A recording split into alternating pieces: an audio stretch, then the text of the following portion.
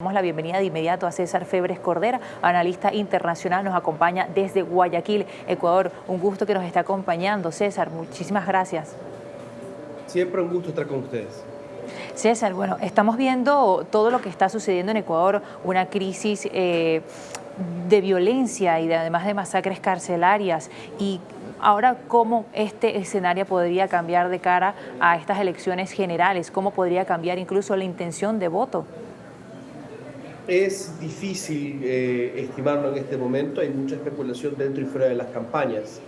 Fernando Villavicencio representaba un segmento en buena medida de la derecha anticorreísta en el Ecuador, representaba una causa de la lucha anticorrupción que se identificaba desde sus filas con el gobierno del expresidente Rafael Correa, aunque Fernando Villavicencio también denunció durante su carrera a muchos otros actores políticos por supuestos actos de corrupción. Y ahora buena parte de ese voto se especula pudiese buscar el voto útil, es decir, qué otro candidato puede evitar que gane en primera vuelta y ganarle en segunda vuelta a la candidata del correísmo, Luisa González.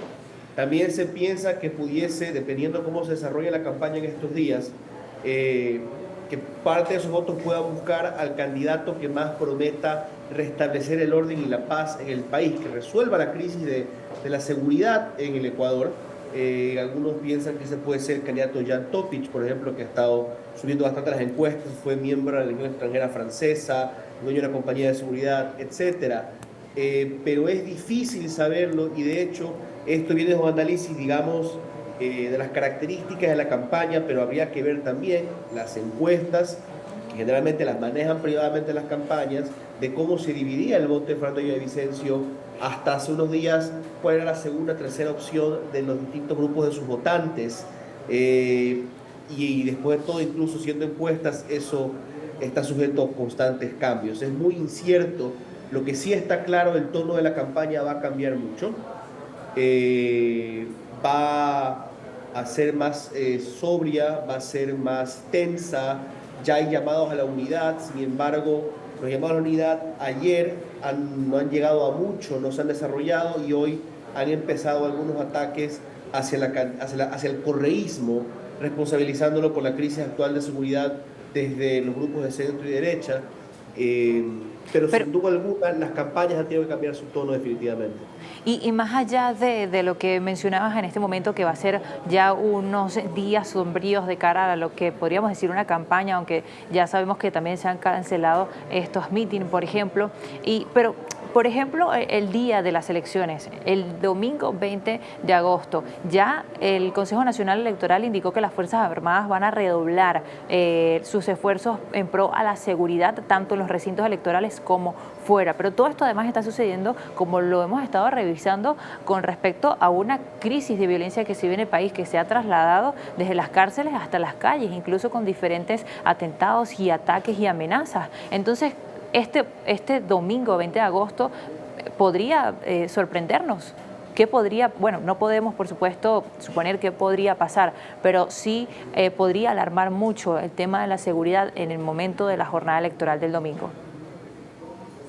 Es incierta la situación. La gente clama por reacciones del gobierno. Se declaró el estado de excepción con las típicas suspensiones de derechos, aunque nada en específico. Por ejemplo, se permite que la fuerza pública pueda dispersar aglomeraciones, se limita el derecho a la libre asociación. Sin embargo, no dan números exactos, no es que prohíben una reunión de tal cantidad de gente, no se declara toque de queda, es decir, no hay prohibición de libre tránsito a ciertas horas como usualmente se hacen los estados de excepción en el Ecuador. Se permiten requisiciones, se permite la suspensión de la privacidad del domicilio y de los mensajes, pero ya han habido tantos estados de excepción en el Ecuador después de las masacres carcelarias sobre todo, y con resultados muy limitados. Aparte que la confianza en la fuerza pública en el país se viene reduciendo y en parte por la forma en que se dio el asesinato de Fernando Villavicencio. Son por supuesto especulaciones, pero por ejemplo da de qué pensar. la manera en que falló el dispositivo de seguridad compuesto por policías y militares alrededor de Fernando Que ha sido Villavicencio. criticado por no usar el chaleco antibalas, por no estar en una camioneta blindada como según le habían advertido.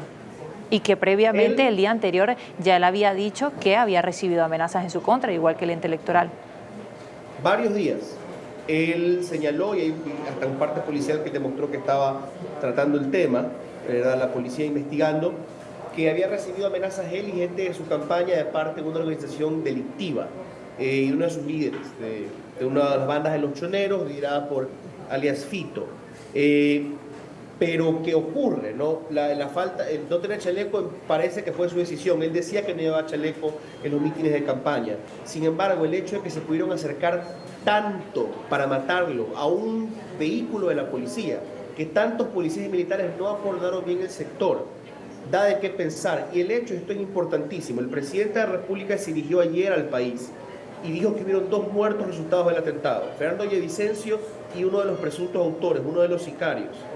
Y el presidente dijo que esta persona, este sicario, murió camino al hospital. Sin embargo, ya hay varios videos circulando, uno de esos publicado por Diario La Hora, que muestran que fue trasladado este sicario a una unidad de flagrancia de la Fiscalía y parece, como se reporta desde ayer, que esta persona murió en el piso en la unidad de flagrancia de Fiscalía. ¿Por qué el presidente o se equivoca o nos miente? ¿Y por qué las fuerzas de seguridad no llevan a este sicario, que pudiese hacer declaraciones sobre el asesinato, a un hospital para salvarlo y poder aclarar, sino que lo llevan a patadas a la Fiscalía y muere ahí? La gente no confía en este momento en el Estado, hay demasiadas dudas. También, por supuesto, están los bulos y los fake news. Por ejemplo, salió un supuesto audio de la esposa del señor Villavicencio, denunciando supuestamente que el general Carrillo, exministro del Interior y candidato a la Asamblea por el movimiento de Villavicencio, sale escoltado por el parqueadero y a Fernando Villavicencio lo sacan hacia la calle. Luego el movimiento de Villavicencio lo desmiente. No se ha pronunciado, creo yo, hasta ahora la esposa, pero el movimiento dice que es falso. También sale un supuesto video donde la organización delictiva Los Lobos se adjudica el asesinato y amenaza a otro candidato. Sin embargo, ya un medio ecuatoriano ha revelado que este fue un audio montado encima de un video viejo, que no fue verdad. Y el grupo Los Lobos también ha dicho que no fueron ellos. Entonces hay incertidumbre, no se confía en la policía, el gobierno da mensajes claros y las noticias que circulan muchas veces son desmentidas. El país se encuentra no solamente pasmado por este vil y cobarde asesinato, sino consternado porque no parece que vamos a encontrar respuestas con claridad. Muchísimas gracias, César. Lamentablemente que tenemos ya que finalizar la entrevista porque, bueno, estamos de cara a un proceso electoral ahora incierto y, bueno, en un panorama tan sombrío y además de todo el contexto de luto también que se está viviendo en Ecuador. César, muchísimas gracias por acompañarnos y seguiremos atentos y, por supuesto, contactándote para mantenernos también informados aquí a través de Globovisión en Venezuela. Siempre a las órdenes y muchas gracias. Nos acompañó César Febres Cordero, analista internacional desde Guayaquil, Ecuador. Debemos